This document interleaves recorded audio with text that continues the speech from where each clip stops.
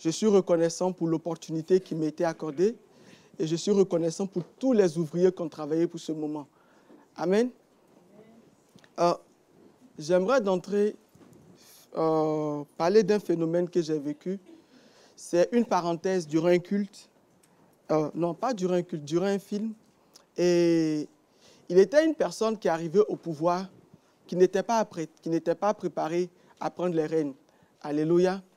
Et on l'appelle le désigné survivant.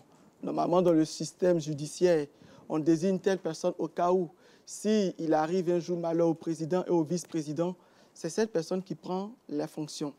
Et donc, comme il n'était pas qualifié, tout le monde le jugeait, tout le monde le critiquait. Alléluia. Et il était maintenant question de convaincre des personnes à travailler avec lui.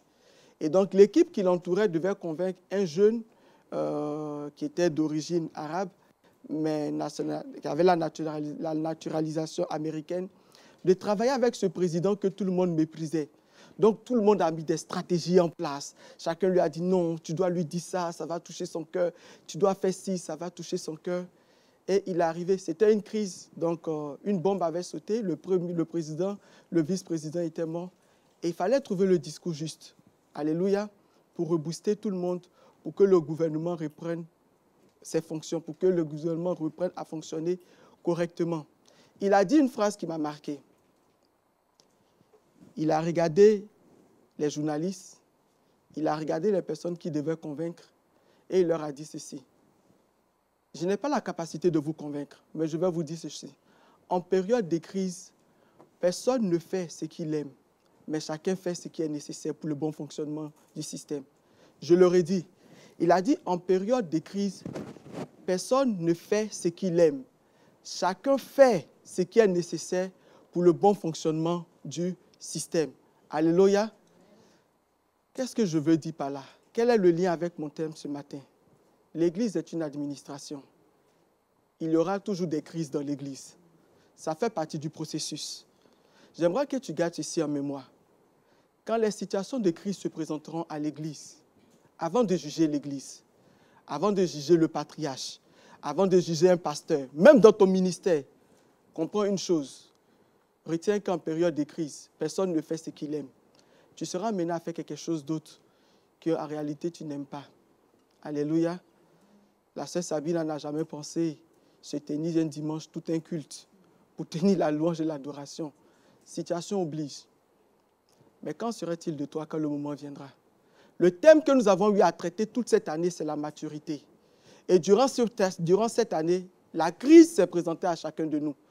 Ma question est, as-tu fait ce qu'il faut ou tu as cherché à faire ce qu'il te convenait? As-tu fait ce qui était nécessaire parce que c'était une crise? Ou tu as cherché à faire ce qui te plaisait à toi? J'ouvre une parenthèse. La maturité, c'est l'équilibre entre quoi? Le séculier et le spirituel, ton salut. Et le salut englobe les deux. Qu'as-tu fait? Si tu devais faire une introspection de ton salut, de ta maturité, que dirais-tu? Le Père qui est là-haut, se réjouirait-il à ton sujet ou serait-il dans la souffrance? Alléluia. As-tu bafoué ton service? Ce n'était pas contre moi, ni un homme. As-tu refusé par moment de venir à l'église? Ce n'était pas contre moi, ni un homme. Es-tu resté en colère? Ce n'était pas contre moi, ni envers une autre personne. C'était simplement une situation de crise qui se présentait à toi. Seulement, tu n'avais pas capté que tu devais faire ce qui est nécessaire et non ce qu'il te plaît. Alléluia. Permettez-moi donc de traiter ce thème ce matin, la souffrance d'un père. J'aime bien des thèmes comme le patriarche, l'Église, parce que ça nous permet de traiter la vie de l'homme au quotidien. Alléluia. Voilà. Ça nous permet de traiter la vie de l'homme au quotidien, de comprendre les réalités de la piété, de la marche chrétienne. Ces choses que nous souhaitons cacher. Et le patriarche que je vais présenter a une vie. Dans sa vie, il a connu des crises. Le problème, c'est que quand il faut faire ce qui est nécessaire, tout le monde ne comprend pas. Et donc, chacun peut porter un jugement. Chacun peut critiquer. Et ce patriarche, sa vie était tellement difficile, mais on en parle très peu. Parce qu'il est facile de louer les mérites d'une personne. Mais on oublie son parcours, ce qui a conduit cette personne à ce processus à l'instant T. Alléluia. Amen. Est-ce qu'on peut aller? Les souffrances d'un père. Regarde, il est facile de convoiter la vie de l'autre quand tout va bien. Ça, on aime ça, hein? Ah oui. Et généralement, dans l'église, généralement, tu vas dire, ah ouais, elle chante trop bien, j'ai envie de chanter comme elle. Ah, il joue trop bien l'instrument. Ah, le pasteur, aujourd'hui, il a parlé, j'ai envie de devenir pasteur aussi. Ah bon? C'est une très bonne chose. Mais est-ce que tu as vu ce qui est derrière? Est-ce que tu as pesé son parcours, son processus? Ça encore, quand tu désires le faire, c'est une très bonne chose. Mais le pire, c'est quand tu estimes que tu peux faire mieux que la personne. Toi qui n'as pas encore commencé, pour toi, tu es sûr que tu vas faire mieux que la personne.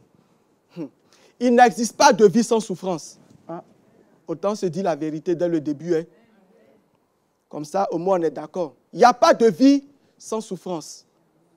J'ai dit le thème de cette année, c'était la maturité. Et l'année tire à sa fin. Donc, si tu as pensé que tu allais vivre une saison sans souffrance, tu t'induis tout seul en erreur. Tu t'induis tout seul en erreur. Mais il y a une bonne nouvelle. Dis à ton ami, il y a une bonne nouvelle. Dis à ton frère, il y a une bonne nouvelle. L'année n'est pas encore terminée. Dis-lui, l'année n'est pas encore terminée. Il reste à peu près 1 mois. Et tu peux changer la donne. Il reste à peu près 1 mois, voire 3 semaines. Tu peux changer la donne parce qu'en septembre, il y aura le lancement des activités. Tu as peut-être mal commencé. Tu n'avais peut-être pas compris. C'était peut-être difficile. Tu as estimé que des situations n'étaient pas justes. Tu as peut-être abandonné. Tu étais frustré. Mais tu ne peux pas terminer l'année sur cette résolution. Alléluia. Si tu es dans tes débuts de la marche chrétienne, souviens-toi de ce qui t'a emmené à Jésus-Christ. Ce n'était pas irresponsable. Quand bien même l'évangile t'a été donné par une personne, la Bible me dit que c'est le Saint-Esprit seul qui a la capacité de convaincre le cœur de péché, de justice, de repentance. Donc si tu es là, c'est qu'un jour, il a réussi à convaincre ton cœur. S'il a fait une fois, il est capable de le faire toujours. Si ça bloque, ce n'est plus à son niveau. C'est ton cœur qui est endurci. Alléluia. Ouvrier, c'est pareil. Je n'ai pas vu un seul ouvrier ici où on a présenté, baptisé, qui a proclamé comment on appelle ça? La prestation de serment, l'engagement qui avait le visage comme ça, serré. Non, tout le monde était dans la joie. Quand on a dit, un tel est affecté à tel ministère, tout le monde a crié, olé, tu étais là, tu souriais. Où est passée cette joie? Alléluia. Où est passée cette joie? Où sont les personnes à qui on a donné des prophéties? Tu seras prophétesse, tu seras pasteur, tant. Et aujourd'hui, ton cœur endurci. On va tout traiter terre à terre. Je balaie tout parce que j'ai dit que l'année n'est pas encore terminée. Regarde avec moi. Voici le personnage, le roi David. Son règne a connu beaucoup de trahisons, parmi lesquelles nous voyons celle de son propre fils, Absalom.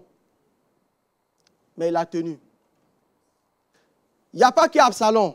Pour ceux qui ont suivi avec moi à l'étude biblique, il y a eu le frère de folie qu'on appelait comment? Achitophel. Il y a eu aussi quelqu'un d'insignifiant, Shimei, qui a aussi insulté le roi David. Il est resté. Il a connu des périodes où il était en caverne, dans les grottes dans des grottes. Il s'est caché là-bas. Là aussi, c'est un enseignement. David dans les cavernes. C'est aussi un enseignement. C'était les souffrances d'un père. Mais tout cela n'était pas comparé à ce que son fils va lui montrer. La question à se poser, regardez, comment le fils est-il devenu un ennemi de son père? Ah! Comment le prince est-il devenu un rebelle? Permettez-moi d'expliquer que fils veut dire celui qui est tiré quoi? Du père. Je vais bien t'expliquer. Biologiquement, ça veut dire que ton papa t'a donné naissance et il t'a donné un nom qu'on met sur ton acte comme civil qui te permet d'être reconnu sur la terre. Tant qu'il ne te donne pas un nom, on ne peut même pas te laisser sortir de l'hôpital. Parce qu'on trouve que même si tu es là, tu existes, mais tu n'existes pas, on ne te connaît pas. Si tu passes, chacun va se permettre de t'appeler selon comme bon lui semble. Hey! Ou tu vas entendre, psst. Mais tu n'as pas de nom. Le nom définit qui nous sommes. Ça, c'est biologiquement. Donc, si un jour ton père ou ta mère t'ont donné un nom, honore-les et respecte-les. Ils t'ont fait connaître dans ce monde. Et c'est ce nom qui te permettra d'être quelqu'un demain. Parce que quand demain tu seras avocat, ce n'est pas un autre nom que tu vas mettre. Tu vas mettre cabinet de monsieur, on dit monsieur Oliver. On va faire comme Oliver. Voilà, là tu es content. Mais tu as oublié que c'est ton papa et ta maman qui t'ont donné ce nom. Ils ont mis le processus en place pour que tu deviennes. Revenons dans l'église. Le nom est donné par les parents spirituels. Ça veut dire qu'il sait ce que Dieu dit à ton sujet. Il prend le temps de te former. Il fait sortir l'appel. Il te montre le dessein de Dieu. Il te donne un cahier des charges pour travailler dans ce couloir. Pour mériter ce nom. Pour que dans l'église, il y a des noms. Vous voyez, il y a les noms communs. Et puis maintenant, il y a les noms individuels. Donc, si je parle par exemple sur la relation publique, il y a le nom commun de leur ministère qui est relation publique. Ça, c'est leur nom de famille. Donc, quand on dit la RP, ce n'est pas le pasteur Olivia Seul qui se déplace. Elle se déplace avec quoi? Toute une équipe, parce que c'est le nom de famille. RP. Maintenant, chacun aura son nom propre qui vient de la famille biologique. Pour dire qu'on ne peut pas dissocier la famille biologique de la famille quoi? Spirituelle. On ne néglige pas les deux. Non, ce n'est pas bon. Tu ne peux pas prioriser l'autre et négliger l'autre. C'est faux. Donc, RP, maintenant, on va donner individuellement. Pasteur Olivia, voilà. Donc, il y a son nom de famille. Bon, eux, on va les appeler le portier, selon ce que dit la Bible. Mais ici, le ministère, c'est RP. Ah, RP, la sœur Rose. Mass Media, Eddie Boy. Mass Media, enfance et jeunesse. Vous voyez, ce n'est pas famille. Donc, quand tu te disqualifies de la famille, tu refuses le nom de famille que l'Église te donne. Refuse ton nom biologique, on va voir comment on va t'appeler dans la société. Donc, tu es dans l'Église, mais tu n'as pas de nom. Alléluia. C'est ce que ces enfants-là nous ont montré. Comment le fils est-il devenu un ennemi de son père? Est-ce que ça sonne bien? On va comprendre. Comment le prince est-il devenu un rebelle? Rien que par cette question, tu comprends qu'il y a eu changement de quoi? De cahier des charges. Parce qu'en tant que fils de roi, son statut c'est d'être prince et non quoi? Rebelle. Ça veut dire si la rébellion est sortie, il s'est attribué un autre cahier des charges qui n'est pas celui que le père l'a attribué. Je vais te parler ce matin de processus qui conduit à la rébellion pour que tu comprennes et que tu revoies toi-même tes attitudes, tes engagements. Moi, je vais simplement parler avec l'aide de Dieu et laisser le Saint-Esprit parler à ton cœur. Ça, là, je ne peux pas le faire. Ça, je ne peux pas le faire. On va essayer de pousser. 2 Samuel, chapitre 15, versets 9 à 10. Je vais inviter le peuple de Dieu à se tenir debout avec moi. Et nous allons comprendre ce passage biblique qui est très intéressant. Je lis donc la parole. 2 Samuel 15, nous lirons le verset 9 à 10, le verset 14. Je t'invite à prendre ta Bible à suivre correctement. Moi, j'ai pris la partie qui m'intéresse. Tu peux noter la référence pour lire correctement à la maison. Regarde, Absalom partit donc et se rendit à Hébron. De là, il envoya des émissaires dans toutes les tribus d'Israël pour dire: dès que vous entendrez une sonnerie de cor, vous pourrez dire: Absalom est devenu roi à Hébron. Point. Il y a des guillemets, ça veut dire que j'ai sauté une partie. Alors David dit à tous ses ministres qui étaient avec lui à Jérusalem, c'est le Père qui parlait: allons, fuyons au plus vite, sans quoi personne n'échappera à Absalom. Hâtez-vous de partir, sinon il nous prendra de vitesse et nous rattrapera. Il nous précipitera alors dans le malheur et massacrera toute la population de la ville. On continue.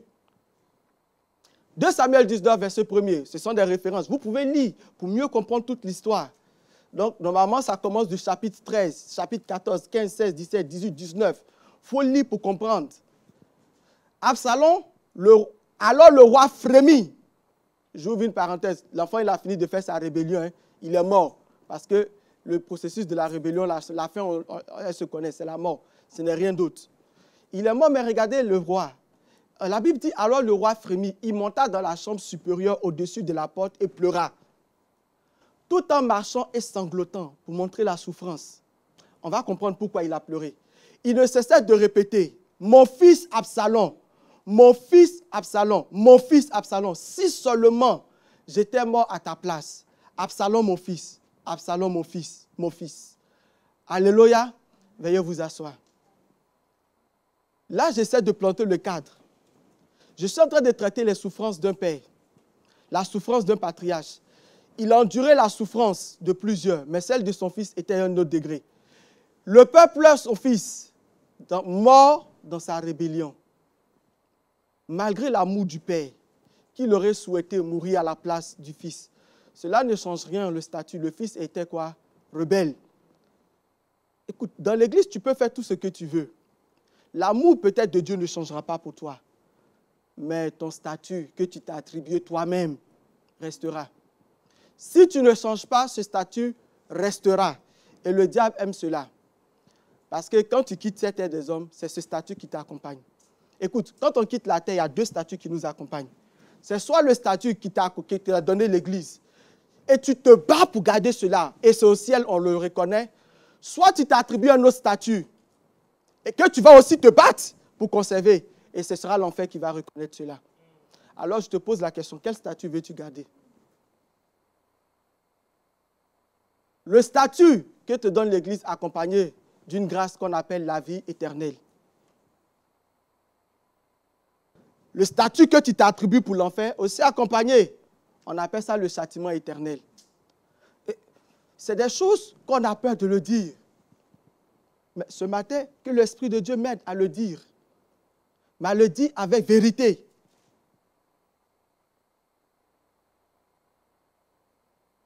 Les pleurs du Père expriment sans doute son chagrin. C'est vrai. Mais il pleure également parce que le Fils a refusé la repentance jusqu'à sa mort. Il connaît le sort. Mais est-ce que vous vous imaginez, un père, tu sais que ton fils va partir là-bas. Imaginez toi-même biologiquement. Tu mets l'enfant au monde et on t'annonce que la maladie de l'enfant est incurable. Et tu sais que l'enfant va mourir. Imagine ton statut, imagine ton moral. Chaque jour quand tu vois ton enfant, tu ne sais pas quoi lui dire. Tu t'attends un miracle. Mais sur le plan spirituel, c'est pareil. Il y a un processus qui fait qu'on sait que tu vas mourir spirituellement. Et la finalité se sait. Ce n'est pas une malédiction, il faut le dire. Il n'y a aucun rebelle dans la parole de Dieu qui allait au ciel sans repentance. Personne n'a allé contre l'Église dans la parole de Dieu sans repentance et il va aller au ciel. Ça n'existe pas. Donc, enlève de ton esprit, on prêche la peur. Non! Si tu me dis que je prêche la peur, lis au moins ta Bible. Au moins, on est d'accord. Ce qui fait le plus mal à un père, ce n'est pas la perte de ses biens, encore moins le mépris des autres. Ce qui fait le plus mal, c'est de voir son fils devenir son ennemi. Je t'explique. Quand un père est visionnaire bâti et que ses propres enfants deviennent ses ennemis, ça fait mal. Parce que non seulement il connaît leur sort, mais parce qu'ils viennent de faire quoi? Déroger tout un système. Encore, quand ça vient de l'extérieur, il peut gérer. Mais quand c'est de l'intérieur, ça fait mal. Parce que c'est de l'énergie, du temps. Mais surtout, c'est le dessein qui fait mal. David essaie de nous expliquer ça biologiquement. Pour dire, Absalom, mon fils, si seulement j'étais mort à ta place. Pourquoi il le dit? Il sait que lui, il est juste. S'il mourait, il serait sauvé. Si on aurait permis cette permutation, lui, c'est qu'il allait aller au ciel. Et ce temps, il allait espérer que son fils utilise ce temps pour faire quoi? Revenir à la repentance, revenir à Dieu. Mais aujourd'hui, tu n'es pas un Absalom. L'opportunité t'est donnée. Alléluia. L'opportunité t'est donnée. Et je vais vous expliquer comment on laisse la parole de Dieu rentrer dans notre cœur. Tu sais, en général, parce que j'entends de l'autre oreille, donc je vais t'expliquer. Quand la parole de Dieu veut rentrer dans ton cœur, le processus est dans Apocalypse. La Bible dit, au commencement était la parole était Dieu, et la parole était quoi? Elle est devenue chair. Donc, cette parole cachée est devenue la personne de qui? De Jésus-Christ. Et cette parole, toutes les fois l'évangile est annoncé, Jésus vient et il sillonne l'église. Et il regarde les cœurs en souffrance. Le cœur en souffrance, c'est les cœurs endurcis. Et dans le livre d'Apocalypse, il dit, je frappe. Si quelqu'un me laisse entrer, c'est-à-dire il y a ta volonté qui doit faire quoi? Jouer. Mais pendant que la parole vient, tu le ressens. Et ce que tu ressens, c'est la main du Seigneur Jésus qui frappe. Ce caractère dur qui est là, qui te dit à l'instant, braque-toi. n'accepte pas. Ce n'est pas la main de Dieu. Ça, c'est ta volonté toi-même.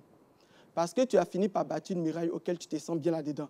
Et en réalité, la parole, elle est vraie. Parce que tu es conscient que si tu acceptes, tu dois changer. Mais tu refuses. Ça, ce n'est plus l'Église. C'est à ton niveau. Je t'ai expliqué. Maintenant, laisse le Seigneur faire.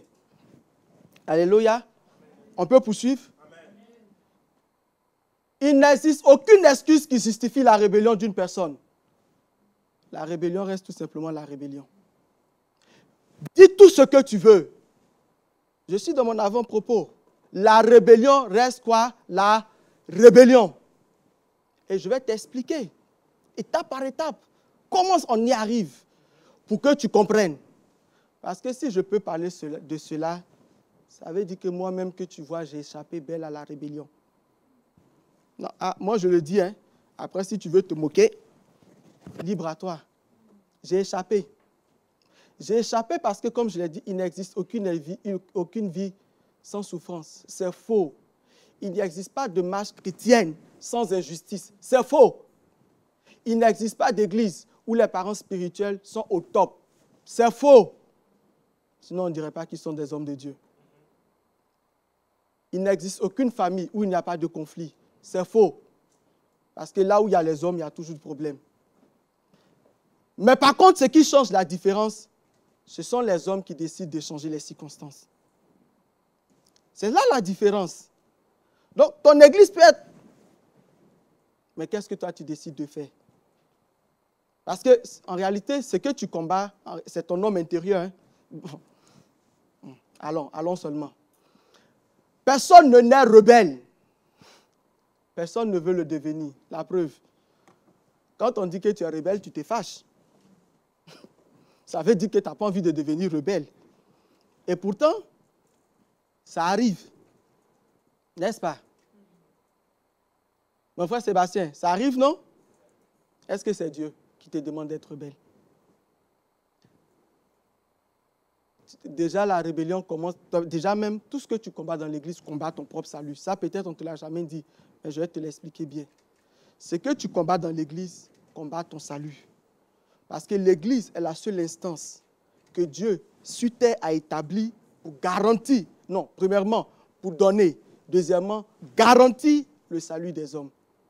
C'est l'église, c'est le rôle de l'église. Donc, quand tu décides de combattre l'église, tu mets automatiquement un processus pour combattre ton propre salut.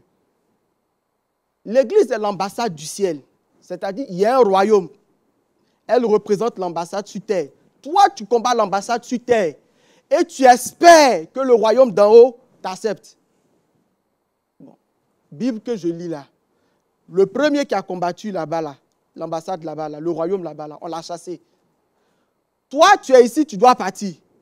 On t'a déjà montré un exemple que quand tu combats là-bas, on te chasse. Mais tu combats l'ambassade ici. Mais quand l'ambassade fait rapport, tu penses qu'elle met quoi dans ton dossier? Élément perturbateur, combat l'ambassade terrestre. Et ton dossier arrive en haut, au ciel. N'oublie pas que dans l'église, il y a les anges qui montent, qui font un rapport d'activité sur le comportement, le cœur, le caractère de chacun. Ça, tu oublies. Et tu es convaincu que tu vas aller au ciel. J'ai pour habitude de dire, l'église est la plateforme où Dieu te donne pour démontrer que tu mérites de vivre au ciel. Si au ciel, il y a l'amour, c'est dans l'église que tu apprends à vivre l'amour. Si au ciel, il y a la bonté, c'est dans l'église. Au ciel, il y a le pardon, c'est dans l'église.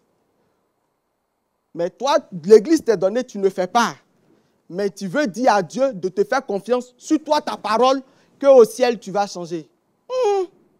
Même toi-même, humainement, tu ne fais pas.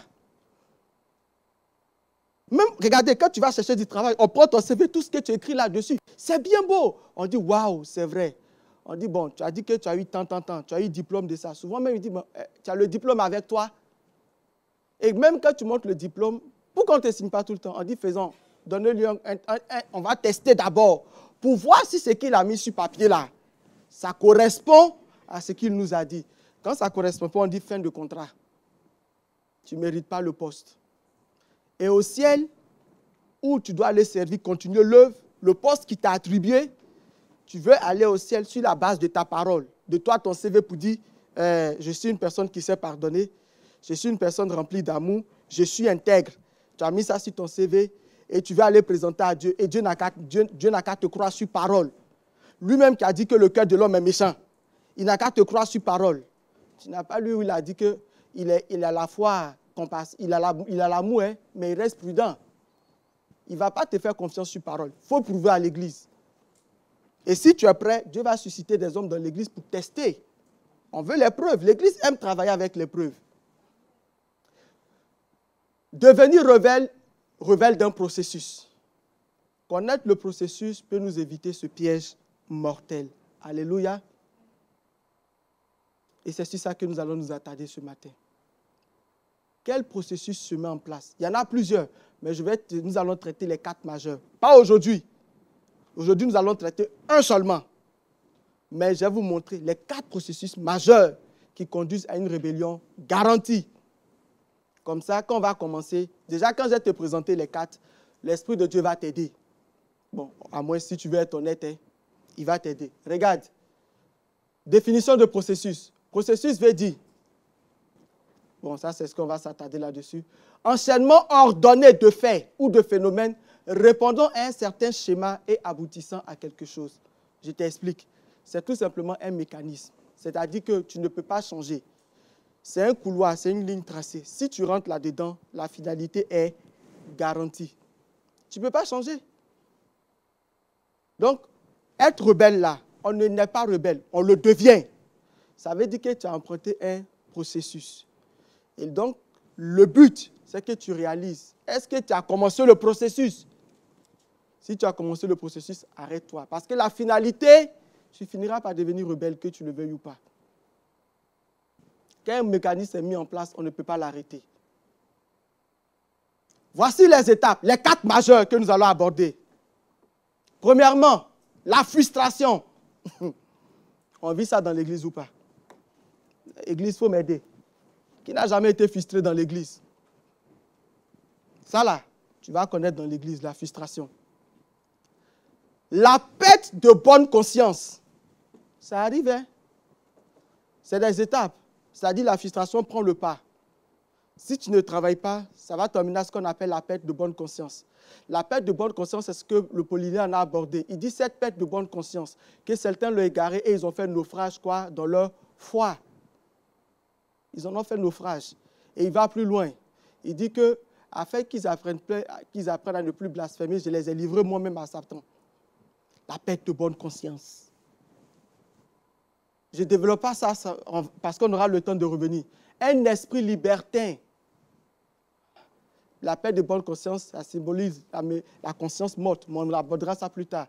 Ça va t'amener à avoir qu'un esprit quoi? Libertin, en tenant compte de ton positionnement, de ton statut dans l'église. Souvent même, il n'y a pas. Mais tu te crois tout permis. Avec une seule phrase, c'est ma vie, j'en fais ce que je veux. Ou tu te permets de tout dire comme tu veux, à qui, comment, sans tenir compte de l'éthique. Un esprit libertin. Pour toi, tout est bon à dire. Il n'y a pas besoin de prendre des barrières. Je le dis comme je l'entends, je le dis comme je le conçois, peu importe. Que ça te plaise ou pas, c'est ma volonté, c'est ma décision. Pourquoi tu frappes ton propre enfant quand il te parle comme ça? Pourquoi? Peut-être tu vas me dire que tu n'as pas un enfant. Mais pourquoi dans la rue, quand quelqu'un te parle comme il veut, tu te fâches? Ou bien dans le foyer, dans la famille. Quand quelqu'un te dit les choses, te balance, tu dis, toi là, tu es impoli, hein? Là, tu connais, tu sais qu'il y a danger. Mais dans l'église, quand toi, tu parles comme ça, pour toi, c'est normal. Un esprit libertin. Et l'orgueil. L'orgueil, c'est un caractère, mais qui se forme à partir de ces 3-là. Et l'orgueil, quand il vient, il va forcément se manifester dans tes actions. L'orgueil, c'est-à-dire finalement, tu vas te croire supérieur à tout. Et ce sera soit par des vices. Ceux qui sont orgueilleux ont toujours un vice. Soit ce sera le meurtre, soit l'idolâtrie, soit la débauche. Achitophel, il en a fait. C'est lui qui a encouragé Absalom dans la vie des débauches. C'est lui qui a suscité, qui a provoqué le meurtre. Parce que c'est ce qu'il était. Absalom, l'orgueil l'a conduit à faire quoi? À vivre une vie de débauche en souillant toutes les concubines de son père publiquement. Il est devenu meurtrier en tuant son frère. Est-ce qu'on continue? L'orgueil de Caïn l'a poussé à tuer son frère Abel. L'idolâtrie, c'est un but de ta propre personne. Dieu n'existe plus, tu comptes que toi seul. Donc, c'est que les lois de Dieu ne comptent plus. Tu défends tes propres intérêts avec tes fondements, avec ce que toi-même tu t'es constitué comme des vérités. On va aller. Alléluia. Amen. Non, donne une bonne offrande d'acclamation à Dieu. Faut pas on va être triste. Amen. Faut pas on va être triste. C'est juste pour nous aider à comprendre les choses de Dieu. C'est la parole de Dieu. Souvent, ça fait mal. Quand ça te fait mal, c'est qu'elle vient comme quoi? Un marteau pour briser le roc, le cœur endurci. Laisse faire, tu ne vas pas mourir. Donc, on va traiter ce matin la frustration. Ah, ça induit beaucoup en erreur. Énormément. Commençons, moi, par le premier. Et vous savez, à un moment, j'étais tellement frustré, moi aussi, que j'ai failli tout abandonner. En fait, la frustration même, ça te détruit à un tel point que même prier, même tu n'arrives plus. Si quelqu'un me dit que lui, il a connu la frustration, qu'il pouvait prier, mais tu te mens. C'est faux. Ça, là, seulement, je veux relever le challenge. Montre-moi un cœur frustré qui arrive à prier. Montre-moi un cœur frustré qui arrive à prier. Si tu arrives à prier, c'est que tu es dans la repentance. Sinon, tu vas perdre du temps en pensant que tu as prié. Parce que tout ce que tu diras à Dieu, c'est tu vas aller critiquer les autres devant Dieu. Parce que tu ne peux pas le faire publiquement. C'est là que tu vas relater tous les défauts de l'Église. Seigneur, toi-même, tu vois, hein, regarde ce qu'on m'a fait. Seigneur, regarde comment mon cœur saigne. Seigneur, toi-même, tu vois. Seigneur, regarde, je n'ai rien fait. Moi, on m'a traité de ça. Seigneur, ça me fait trop mal. Et puis, les larmes coulent sur le côté gauche comme ça. Tu es content. Et puis, ça coule. Et puis, tu cherches mouchoir. Seigneur, non, toi-même, il faut faire quelque chose. On dit que tu défends le cas des innocents. Seigneur, regarde ma cause. Bon, et tu finis de prier, tu arrives, tu as l'impression que le cœur de ton responsable est encore plus endurci. Là même, tu veux mourir. Seigneur, j'ai passé du temps dans ta présence. Il ne faut pas faire ça. Il ne faut pas faire comme moi à l'époque. Si tu as le cœur endurci, quand il y a la frustration, le cœur endurci, la première des choses, c'est à traiter ton cœur qui devienne adouci devant Dieu. Quand ton cœur devient adouci, Dieu prête oreille à ta prière. Voilà. Parce que dans la frustration, le cœur est quoi? Aussi endurci, donc orgueilleux. Oh, tu as oublié qu'il est écrit dans le livre de Proverbes. J'aime Proverbes. Hein? L'Éternel s'éloigne des méchants, mais il écoute la prière des justes. Quand tu es orgueilleux là, tu es juste ou tu es méchant. Et tu veux que Dieu écoute ta prière pour faire du mal à quelqu'un. Mais regardez comment on pense. Tu pries, dans ta prière, tu dis à Dieu, il n'a qu'à défendre ta cause. Mais dans ton homme intérieur, tu as envie qu'on fasse Dieu n'a qu'à faire quelque chose à l'autre. Et souvent même, tu vas même penser, même le pasteur, même il va arriver, il va tomber devant toi, brou! Et puis là, tu es content. Mais, chrétien. La frustration. Regarde, on va donner la définition. La frustration est une émotion apparaissant lorsque les circonstances ne se déroulent pas comme l'on l'a prévu. C'est pas ça? C'est ça qui te fait mal. Parce que ce n'est pas comme ça que tu conçois la chose. Tu regardes, il n'y a rien de logique là-dedans. Alléluia. Mais il y a des passages de la Bible, si tu lis, tu vas être frustré. Quand Dieu se tient lui-même pour dire que j'ai haï Ésaü, mais j'ai aimé Jacob, tu vas dire quoi?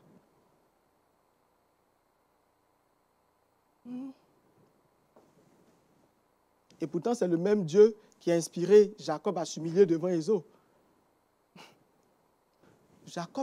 Pourquoi Jacob n'a pas été fou pour dire que Dieu te hait? Donc, il allait mourir.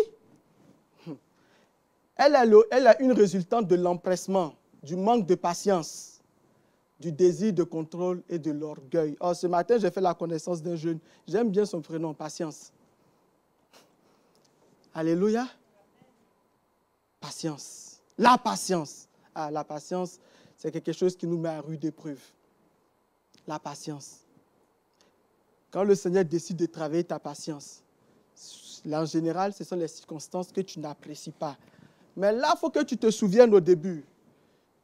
En situation de crise, on ne fait pas ce qui nous plaît.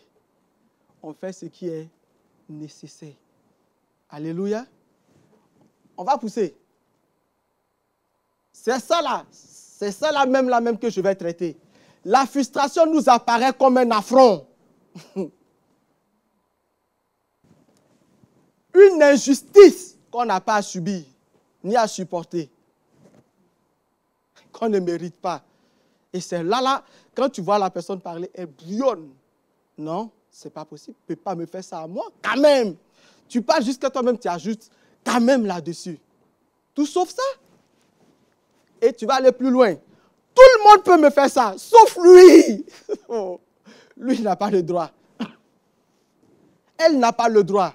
Mais si tout le monde peut te faire, pourquoi tu veux que Dieu prenne dans ceux qui vont te faire, mais on ne va pas voir ce côté que tu dois travailler là. C'est la seule personne que tu dis, sauf toi là, c'est la personne là que Dieu va prendre. Parce que c'est ce qui va t'aider à avancer. Ah oui. C'est ce qui va t'aider à avancer. Un affront, une injustice. On va lire un passage biblique, vous allez voir quand on va arriver là-dessus. La frustration est parfois vécue comme une agression. Tu as l'impression que, attends, là, j'en peux plus là. Et tu vas lui dire, je vais péter un câble. Attends, je vais péter un câble. Je vais péter un câble. Comme si toi, tu es devenu maintenant poteau électrique, il y a des câbles dedans, et puis quand ça te prend, tu pètes, pouf. Tu pètes, pouf. Et tu es fier. J'ai pété un câble. Je vais t'expliquer. Les câbles qui sont dans ton corps, on appelle ça les veines. Pète, tu vas comprendre ce qui va t'arriver. Pète. Pète, on va voir. Là, j'en peux plus. J'en ai marre. Je te l'ai dit parce qu'on l'a fait aussi. Hein. On l'a fait. Ben, il faut qu'il y ait toujours quelqu'un pour te ramener à la raison. Donc, quand c'est chaud, revoir où ton orgueil t'emmène, est-ce que tu es dans l'idolâtrie? Concentré sur ta propre personne. Au point où tu n'arrives même plus à accepter, à tolérer, à faire preuve de patience. Je traiterai le pardon en parallèle dans ça. Et vous allez comprendre le mystère du pardon. Et tu vas voir comment tu vas regretter. Pourquoi depuis longtemps tu n'as pas pu pardonner. Là, je vais demander à ce qu'on nous projette le passage en entier. Ça, c'est ce qu'on va voir. Mais on va revenir dans le passage en entier. Parce qu'il faut que tu comprennes comment le fils est devenu rebelle. Parce que quand on lit l'histoire de Samuel 13, avant ça, même dans les erreurs de David, Absalom n'est pas rebelle. Et quand tu lis ce passage biblique même, au début, il n'est pas rebelle, mais il y a quelque chose qui s'est passé. Et là, j'aimerais que tu gardes les différentes définitions là en mémoire. Et ce qui vient comme un affront, comme une injustice. J'aimerais que tu gardes cela en mémoire et que tu comprennes le but de la frustration. On va prendre. Après cela, voici ce qui arriva. Absalom, le fils de David, avait une sœur qui était belle et qui s'appelait Tamar. Est-ce que jusqu'ici, il est rebelle? La Bible parle de lui en bien? Ok, on continue. Pendant que tu lis son nom, positionne-toi. Toi aussi, tu as commencé bien. J'ai dit, on est dans le processus. Or, Amnon, le fils de David, tomba amoureux d'elle. Continue. Amnon était anxieux jusqu'à se rendre malade à cause de sa sœur Tamar. En effet, elle était vierge et il lui paraissait difficile de faire la moindre tentative auprès d'elle. C'est une histoire qui a commencé. Hein? Une situation de crise en train de se présenter à Absalom. Ça vient. Amnon avait un ami du nom de Jonadab. C'était un fils de Shiméa, le frère de David. Et un homme très rusé. Avec qui tu t'entoures? Regardez, fils de Shiméa, un homme très rusé. Vous allez comprendre ce qu'il va faire. On poursuit. Il lui demanda, donc il va poser la question à Amnon. Pourquoi deviens-tu donc chaque matin plus abattu? Toi qui es un fils de roi, ne veux-tu pas me le dire? Amnon lui répondit, j'aime Tamar. Regarde, en toute innocence, j'aime Tamar, la sœur de mon frère Absalom. Jonadab lui dit, mets-toi au lit et fais le malade. C'est un homme très rusé. Quand on dit quelqu'un est rusé, Ça dit tout ce qu'il fait avec la perfidie, c'est dans le mal. Donc, quand les situations de crise se présentent à toi, ce que tu vas écouter conseille auprès de là. Fais attention. Parce que dans l'église, il y a les rusés. Et il y a ceux qui craignent Dieu. Quand ton père viendra te voir, tu lui diras, permets à ma soeur Tamar de venir me donner à manger. Qu'elle prépare un plat sous mes yeux afin que je le voie et qu'elle me serve elle-même à manger. Une situation de crise en train de se présenter à Absalom. Reste dans le viseur. Amnon se coucha et fit le malade. Le roi vint le voir et Amnon lui dit, que ma soeur Tamar vienne donc faire des gâteaux sous mes yeux et qu'elle me les serve elle-même. Poursuivons. David fit dire à Tamar dans ses appartements, va donc chez ton frère Amnon et prépare-lui un plat. Le père en toute innocence se soucie de son fils, mais qui a derrière un homme rusé. Quand je te parle d'un homme rusé, tu comprends que dans cette personne, il y a quelqu'un qui habitait, qu'on appelle comment? Donc, quand la situation de crise se présente à toi, peu importe par qui elle vient, comprends qui est derrière. Tamar alla chez son frère Amnon, qui était couché. Elle prit de la pâte, la pétrit, prépara des gâteaux devant lui et les fit cuire. Elle prit ensuite la poêle et les déposa devant lui. Mais Amnon refusa de manger. Il ordonna de faire sortir tout le monde et tout le monde sortit de chez lui. Alors Amnon dit à Tamar, apporte-moi le plat dans la chambre et c'est moi. Il a suivi le conseil de celui qui est rusé. Et c'est une situation de crise qui vient en pleine figure à Absalom qui n'a pas cherché. Le prince, le fils. Tamar prit les gâteaux qu'elle avait faits et les porta à son frère Amnon dans la chambre. Comme elle les lui présentait à manger, il l'attrapa et lui dit, viens, couche avec moi, ma soeur. Toi-même, tu commences à crier. Elle lui répondit, non, mon frère, ne me déshonore pas, car on n'agit pas de cette manière en Israël. Si quelqu'un t'avait dit n'agis pas, ne fais pas ça parce qu'on n'agit pas comme ça dans l'église, la réponse que tu allais donner, c'est toujours l'église. Toujours l'église. Ne commets pas cet acte odieux. Où irais-je, moi, traîner ma honte? Et toi, tu serais comme l'un des plus ignobles en Israël. Et elle ne va pas s'arrêter là. Elle recadre son frère et elle lui donne la solution. Elle dit, maintenant parle donc au roi et il ne m'empêchera pas d'être à toi. Si tu veux de moi, fais les choses correctement. Va voir le roi. Il va me donner à toi. Je me suis préservé toute une vie. Et tu veux me déshonorer pour un court instant. C'est une situation de crise qui est en train de se préparer. Mais il ne voulut pas l'écouter. Il se montra donc plus fort qu'elle et la viola. Il coucha avec elle. Le diable l'a aidé, il l'a accompli. Ce n'est pas lui sa cible. Il cible quelqu'un. Ah, parce que la personne qui l'a ciblé, quand on le décrit, on dit qu'il était beau, aux cheveux. Et que chaque année, quand lui se coiffait, c'était à peu près 2 kilos ses cheveux. On décrit sa carrure. Et quand vous comprenez qu'au début, on parle d'une beauté spirituelle, quand on parle d'une beauté dans la Bible, elle est à la fois, elle est soit sirénique ou soit spirituelle. Mais il n'y avait rien de méchant en lui qui pouvait faire allusion à une beauté quoi? Sirénique. Donc, normalement, sa carrure le pressentait pour être quoi? L'héritier. Le diable l'a ciblé, mais il n'a pas vu la chose venir. Absalom, il était déjà dans le collimateur du diable. Il n'avait pas vu la chose venir. Je suis en train de t'expliquer ce qui fait que le diable s'en prend à toi. Ce qui fait que les situations de crise viennent à toi. Comprends qu'il y a quelqu'un de rusé qui a travaillé parce que tu fais l'objet de la cible des ténèbres. À cause de la main de Dieu, l'appel, le dessein. Mais ça, si tu ne prends pas du recul, tu ne verras pas. Tu verras l'homme. Puis Amnon éprouva de la haine envers elle. Une haine plus forte encore qu'il ne l'avait été, son amour. Il lui dit, lève-toi, va-t'en. Ça, c'est gentil. Dégage, dégage, dégage. Mais est-ce que vous réalisez la crise? Il vient de violer sa soeur. Et maintenant, il la répudie, il la chasse. Elle lui répondit, non, n'augmente pas en me chassant le mal que tu m'as déjà fait. Imaginez qu'Absalom va apprendre ça. Parce qu'il sera informé dans les moindres détails. Il refusa de l'écouter. Appelant le garçon qui était à son service, lui dit, qu'on fasse partir cette femme de chez moi, qu'on la mette dehors et ferme la porte derrière elle. Elle portait une robe de plusieurs couleurs. C'était en effet la tenue que portaient les filles du roi aussi longtemps qu'elles étaient vierges.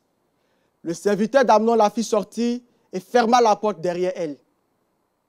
Tamar déversa de la cendre sur sa tête et déchira sa robe multicolore. Elle mit la main sur sa tête et s'en alla en poussant des cris. Continue.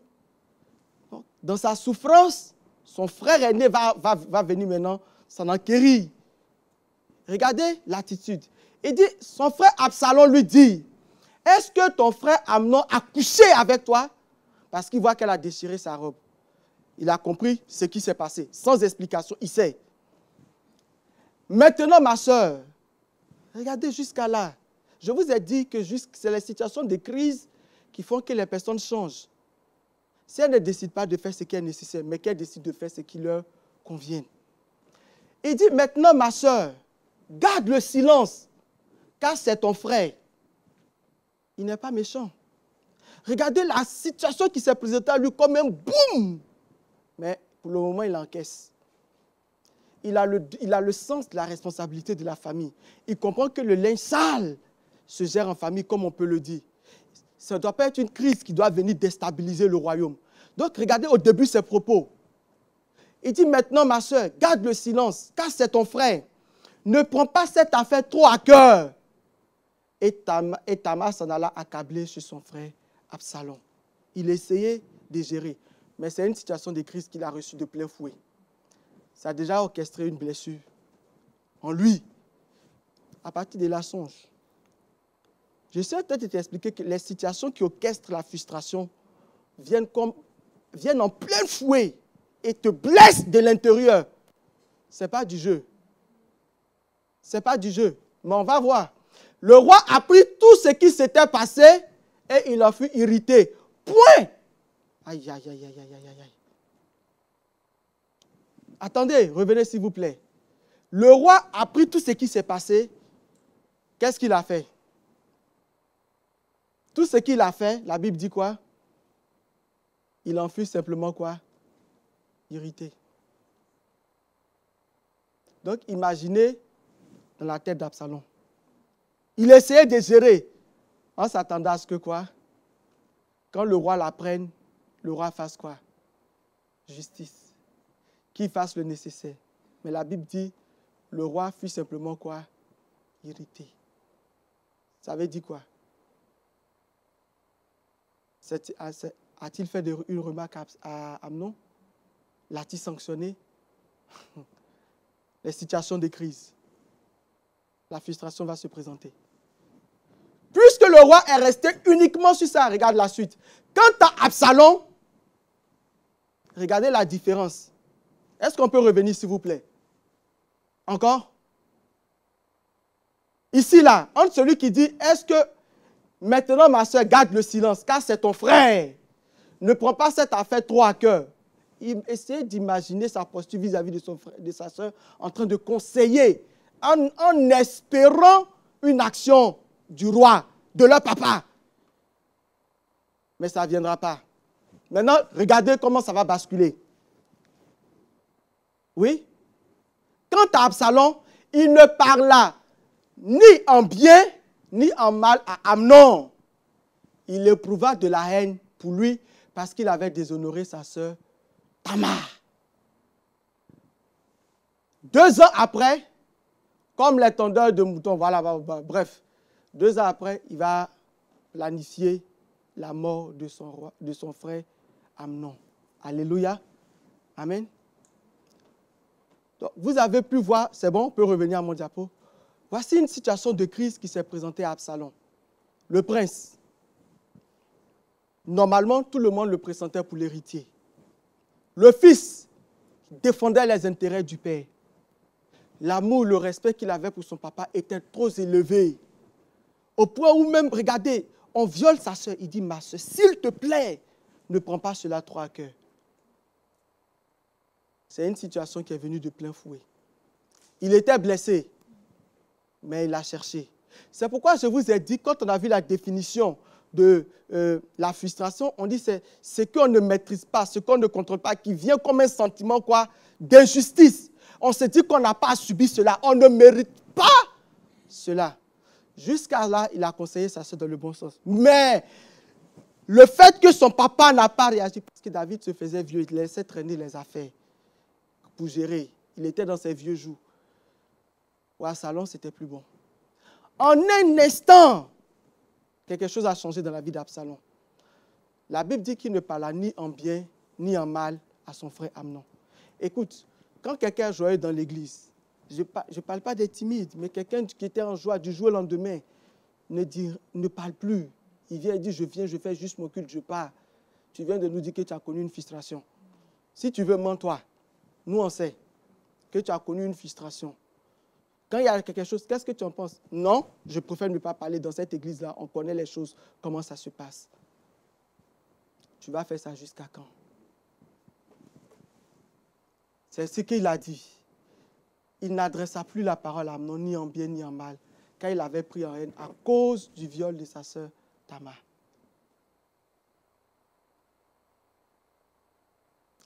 La frustration d'Absalom, deux volets.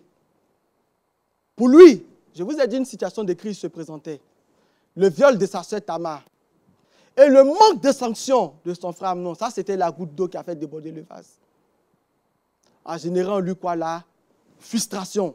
C'est venu comme une agression de plein fouet. Quelque chose qu'il n'avait pas mérité. Quelque chose qu'il ne devait pas supporter. Pour lui, c'était une injustice vis-à-vis de sa sœur. Elle n'a pas mérité cela. Il fallait faire quelque chose. Il fallait faire quelque chose. Comme si cela ne suffisait pas, regardez comment le diable a utilisé quelqu'un par la personne rusée, mis un plan machiavélique pour cibler celui qui était pressenti comme l'héritier. Il veut le détruire. Le diable ne va pas miser sur tes dons pour te détruire. Non, c'est ton homme intérieur. Parce que c'est l'âme qui est objet de convoitise. Soit elle doit être restaurée, soit elle doit connaître le châtiment éternel. Et c'est ça que Jésus vise. Mais c'est aussi ton âme que Satan vise. Et donc, si tu penses que les blessures intérieures n'ont pas de sens, c'est que tu n'as encore rien compris. Chaque blessure intérieure prouve que ton âme est en guerre et que tu dois t'appliquer à veiller sur ton cœur. Tu ne peux pas faire autrement. C'est trop facile de dire j'abandonne. Construis ton âme. L'âme va souffrir, pleurer, blesser. Mais écris ton histoire pour aider d'autres personnes.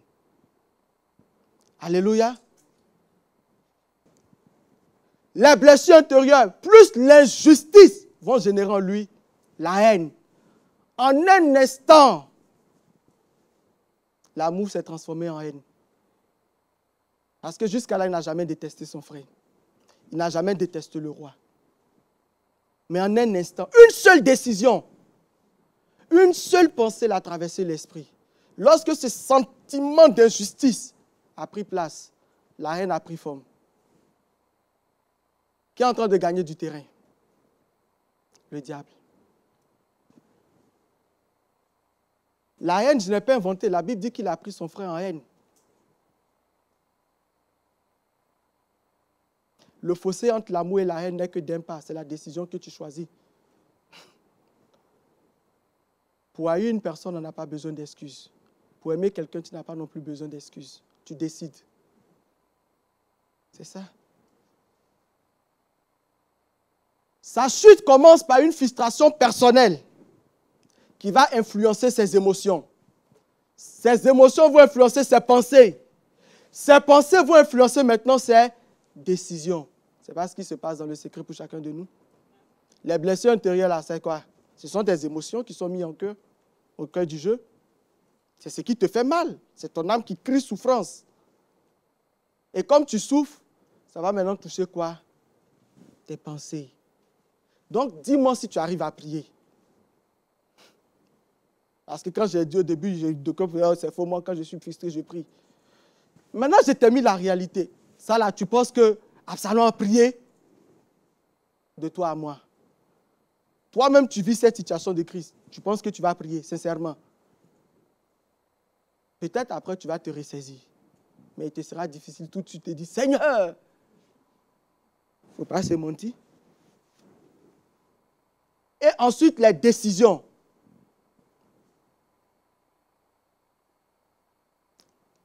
Parce que ici, là, ton ressenti va se transmettre dans tes pensées. Quand la pensée sort, elle devient parole. Ça là, c'est ce que je dis, ce que je pense. C'est la parole. La parole va se transformer en quoi? En action. Si vous lisez, on dira plus tard qu'il a bien expliqué que depuis le père n'a pas réagi, il parlait de tuer son frère Amnon pendant 2 ans. À quel moment il a le temps de prier? Tout est focalisé en lui.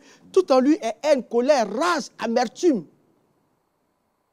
S'il veut passer le cap, ce n'est plus sur l'action qu'il doit se focaliser. Il doit comprendre que son homme intérieur a été blessé et que ça a besoin d'être régénéré. Sa prière doit commencer pour dire, Seigneur, aide-moi à être guéri. Et oublier la situation. Bon, on va voir les clés pour sortir de la frustration. Attendez, laissez-moi avancer. Lorsque nos pensées, nos émotions concordent avec les desseins du diable, notre vie lui sert de plateforme pour son showroom satanique. Laisse tes pensées être influencées par Satan. Tu vas comprendre comment il va t'utiliser pour faire le mal dans l'église. Ta parole peut détruire la relation de quelqu'un avec Dieu. Ta parole également peut construire. Si le diable rentre dans ton cœur, et je vais te montrer la clé qui prouve qu'il est rentré, tes conseils deviennent comme Jonadab. Tu donnes des conseils rusés. Et tu penses faire le bien, mais tu es en train de détruire une personne innocente. Parce que quelqu'un viendra te voir parce qu'elle a de la considération pour toi, pour te demander un avis, pour te demander conseil. Si une situation qui la dérange, s'il te plaît, ne prends pas tes blessures intérieures pour traiter le cas. Crains Dieu.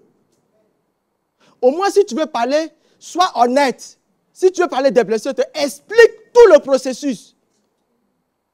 C'est trop facile de dire que, moi à l'époque, on m'a fait ça.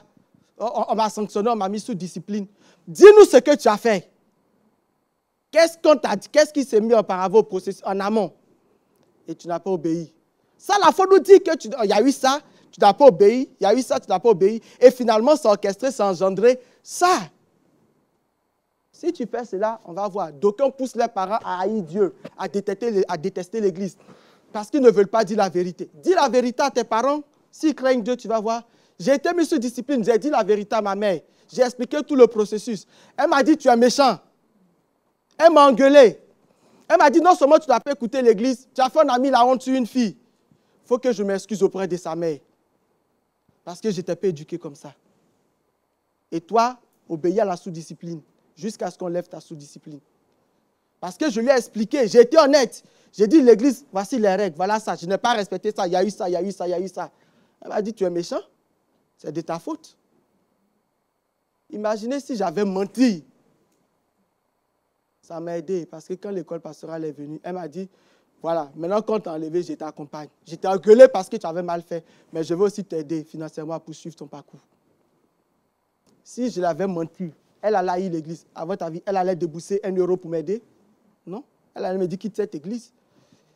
Et c'est comme ça, certains mentent. Ils ne disent pas la vérité et puis on te dit quitte l'église, tu es content à cause de tes blessures. Sois honnête. Arrête de nous dire le mal que l'église t'a fait. Dis-nous qu'est-ce que toi tu as fait. Et comprends que c'est une situation de crise. Le diable t'a pris en cible. Ne mène pas le combat contre nous. Nous sommes des frères et sœurs. Même s'il t'a fait mal. Attends. La frustration est la clé qui ouvre la porte de notre cœur à Satan pour que nous accomplissions sa volonté. Le signe qui prouve que Satan est entré dans le cœur d'un enfant de Dieu, c'est la haine. C'est ça. Donc quand tu commences à haïr quelqu'un, quand tu vois quelqu'un, tu te sens dans tous tes états, Satan est venu frapper à la porte de ton cœur, tu l'as laissé entrer. Quand Jésus vient, Satan est déjà là, est ton invité d'honneur. C'est difficile d'accepter. Si tu veux accueillir Jésus, chasse Satan. Pour le chasser, renonce à la haine, sinon il ne partira pas. Ce n'est pas dans la bouche Si l'amour est le principe même du royaume de Dieu, la haine est le principe du règne satanique. Donc, quand la haine rentre dans ton cœur, quel que soit le mal, je ne suis pas en train de dire que le mal que tu as subi est juste. Non, ce n'est pas ce que je suis en train de dire. Mais je suis en train de te dire que si tu gardes la haine, c'est que tu n'as pas compris que tu es dans une situation de crise. Et qu'en situation de crise, je le redis, on ne fait pas ce qui nous plaît. On fait ce qui est nécessaire. Fais ce qui est nécessaire pour ton salut.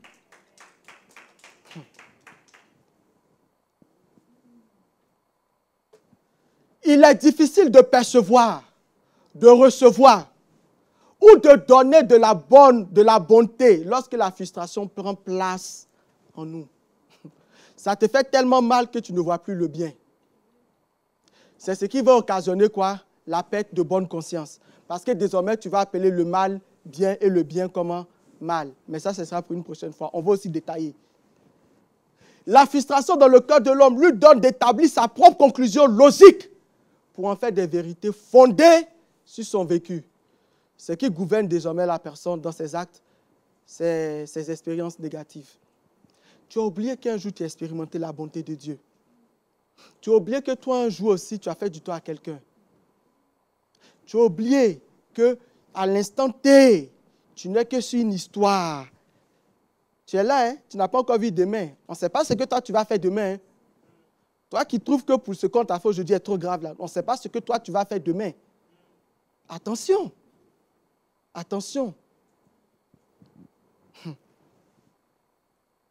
Donc, ton vécu là, c'est bien, mais attention. Si nous voulons vaincre la frustration, il nous faut appliquer les deux clés. Le conseil que Absalom a donné à sa sœur. Et c'est ça la même qui fait mal. N'en parle pas trop. Et ne prends pas la chose trop à cœur. On va détailler. Là, je t'ai expliqué le premier processus qui conduit à la rébellion.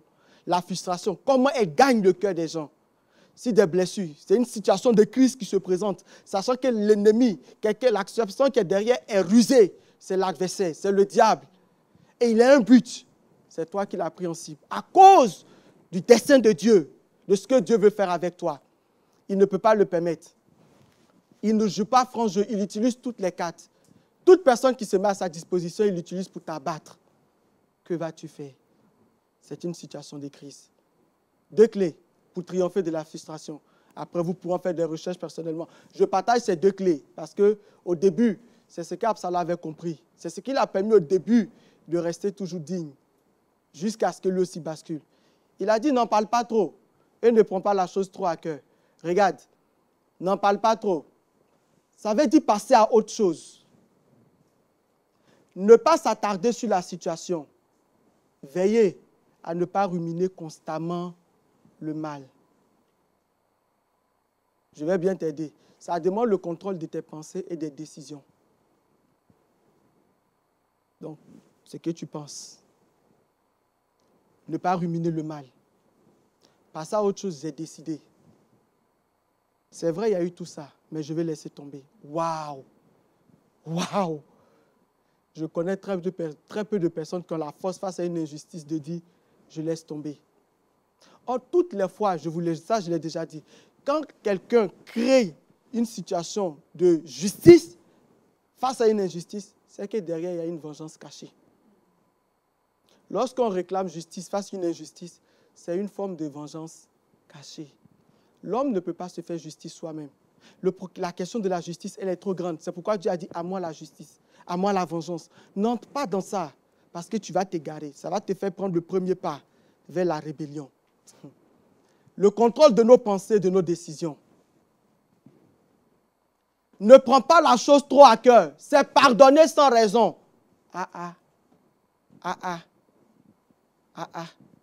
Je vous ai dit que j'allais traiter le pardon.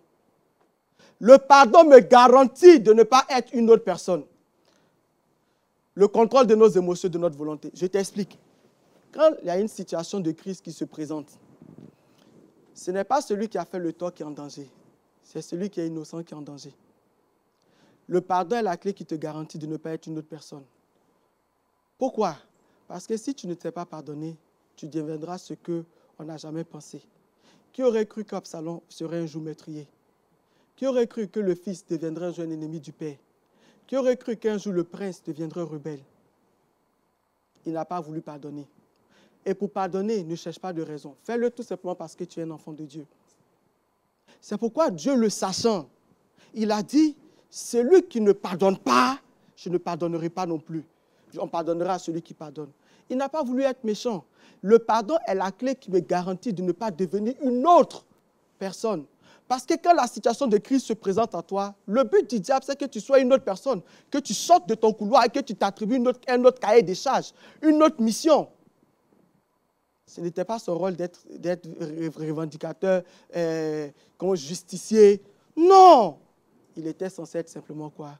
Le prince, face à cette situation. Il était censé être simplement un fils, pas un rebelle. Mais le manque de pardon. Tu conserves la haine, tu ne peux pas pardonner. D'ailleurs, même par définition, la haine vient du fait qu'on n'arrive pas à pardonner. C'est un manque volontaire de pardonner, la définition de la haine. Quand tu haïs quelqu'un, c'est une volonté naturelle, je refuse de pardonner. Mais le pardon, là, t'aide à ne pas devenir une autre personne. Excusez-moi. Le pardon, ça t'aide à ne pas devenir une autre personne. Apprends à pardonner sans raison. Apprends à pardonner sans raison. Si tu veux une raison, dis simplement, je suis un enfant de Dieu. C'est pour cela que je pardonne. Il n'y en a pas d'autre. Je ne veux pas t'expliquer beaucoup de choses. Ça ne sert à rien de s'attarder sur les exemples. Mais j'ai ma soeur ici, Oil, qui m'a dit, face à tout ça là, souvent je me pose la question, comment tu fais? Voilà mon secret, Oil. J'ai décidé de pardonner sans raison. Je n'attends pas. Et si ça vient un jour que tu m'expliques, gloire à Dieu. Souvent, ça mène 3 ans, 4 ans, 5 ans. Et plus tard, on vient, on t'explique. Ah, en telle année, j'ai fait ça, j'ai fait ça. C'est parce que je voulais faire ça pour toi. Je dis Amen. Voilà. La différence entre Tamar et Absalom est que Tamar s'est appliquée au conseil d'Absalom. Lui n'a pas suivi son propre conseil. Cela a occasionné sa chute.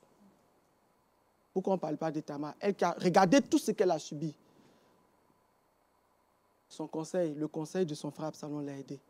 Mais lui-même, il n'a pas appliqué. Alléluia. Et il y a des justiciers comme ça. Eux-mêmes, ils disent qu'ils sont devenus rebelles. Ils traitent les cas maintenant des autres. Ils vont chercher problème. De toutes les façons, moi, mon nom est gâté. Donne-moi. J'ai géré. Non. Il faut arrêter. C'est la famille de Dieu. Ton nom n'est pas gâté. Quand tu dis ça, je comprends par là qu'il y a encore des blessures. Traite. Laisse ton âme devant Dieu. Commence à te concentrer sur toi. Laisse les autres. Chacun n'a qu'à traiter ses problèmes. Et puis regarde. Maintenant, on va finir. Et j'aimerais que tu retiennes ceci. Le méchant peut vivre dans une paix tranquille au début, mais son plaisir est suivi d'une amertume sans fait.